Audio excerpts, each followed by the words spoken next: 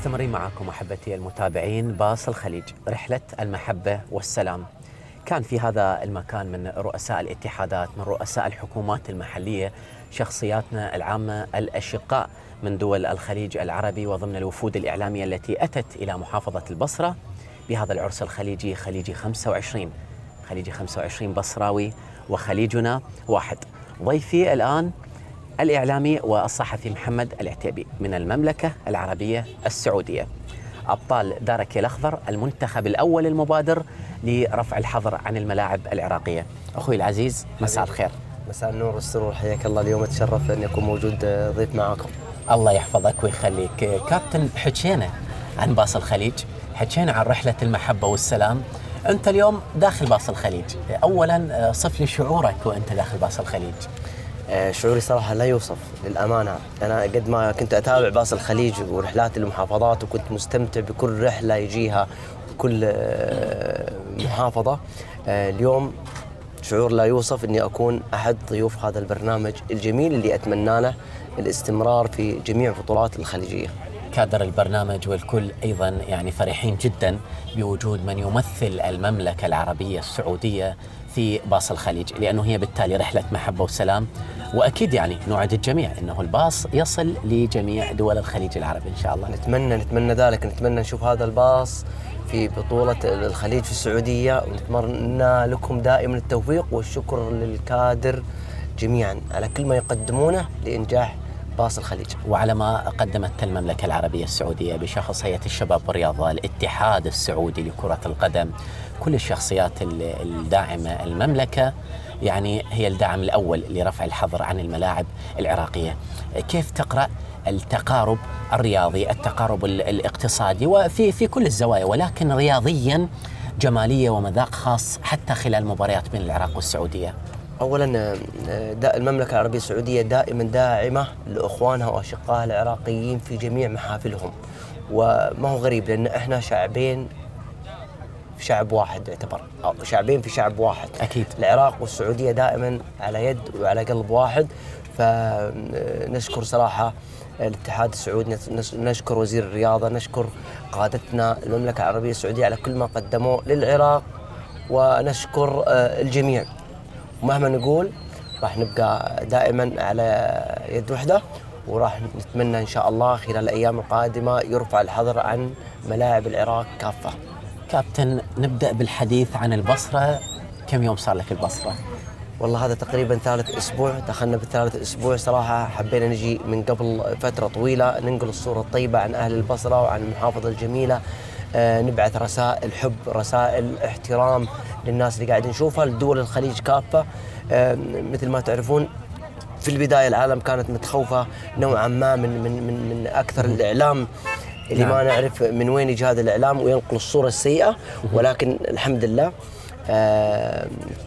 حبيت أكون اللي شاهدته عكس ما نقل الإعلام. نعم أنا عفوا الإعلام غير المهني، لا أقصد أنا الإعلام المهني. نعم أنا من ناس من رواد العراق وأحب هذه الدولة من زمان، فأنا أعرف شعبها وأعرف طيبتهم وأعرف، ولكن حبيت أجي قبلها بأسابيع أنقل الصورة للناس الثانيين على أرض الواقع. فالحمد لله قدرنا في الفترة بسيطة أن ننقل الصورة الطيبة، قدرنا أن العالم تشوف في الخليج، والحمد لله العالم قاعدة حتى تشكر الشيء اللي احنا سوينا لهم، وهذا قليل في حق الشعب العراقي. كان يكون يعني من البرامج والمواد الإعلامية سابقا قبل يعني 10 سنوات أو أكثر برنامج اسمه حلوة البصرة. نقول حلوة البصرة؟ حلوة البصرة جدا. البصرة من يجيها ما راح يخليها، ما راح يطلع أبدا، ما راح اليوم يطلع. صديقك قال لك أنت صرت بصراوي باقي بالبصرة؟ نعم باقي الآن يسموني محمد البصراوي. محمد العتيبي. محمد البصراوي. محمد البصراوي، وصرت حتى أضيف الضيوف الآن. أنت من أهل الدار. من أهل الدار دائما. وإحنا قلنا يعني قبل باص الخليج يعني هي الرحلات مستمرة بالتأكيد، فمن قلنا دارك الأخضر هي ما أجت من فراغ، أكيد داركم. إن شاء الله البصرة داركم. الله يبارك فيكم إن شاء الله، وهذا يعكس طيبتكم واحترامكم. الشعب العراقي جدا راقي بما تعنيه الكلمة، مضياف، صاحب خلق جميل. اليوم ابتسامتهم ما نشوفها بس على شفاهم وبس، والله العظيم ابتسامتهم نشوفها بعيونهم، فرحانين لما يقول الخليج عندنا ومعزبيننا. احنا انتم الخير والبركه، احنا نتمنى هذا الشيء والله العظيم. تدمع العيون. نعم، الشيء اللي انا اشوفه في البصره والله الله يحفظكم العظيم جميعا.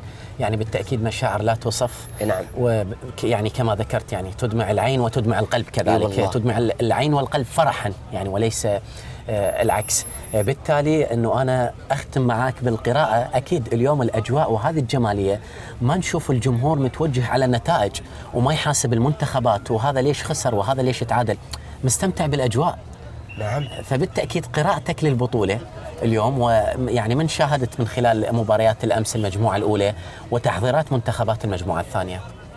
اولا بالنسبه نتكلم عن الشعب العراقي واهل البصره خاصه، الجميع كلهم يقول احنا اخذنا البطوله.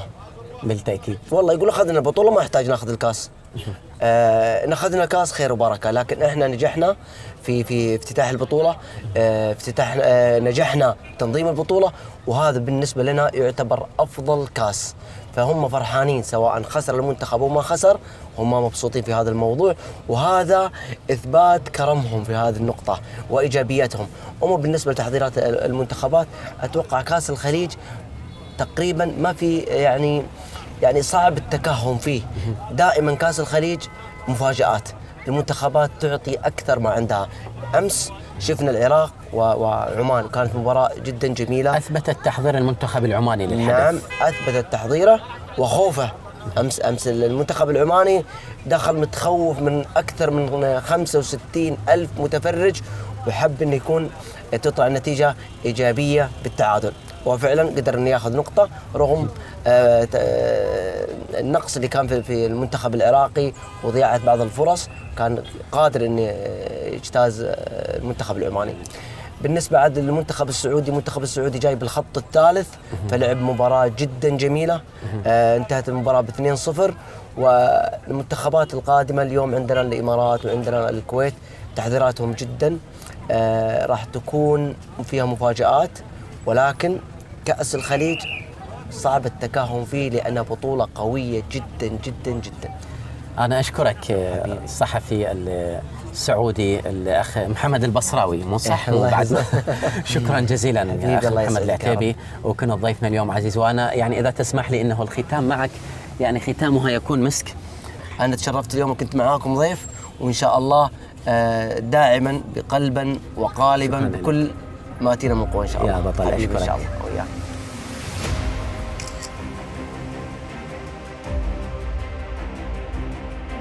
باص الخليج يجمعنا.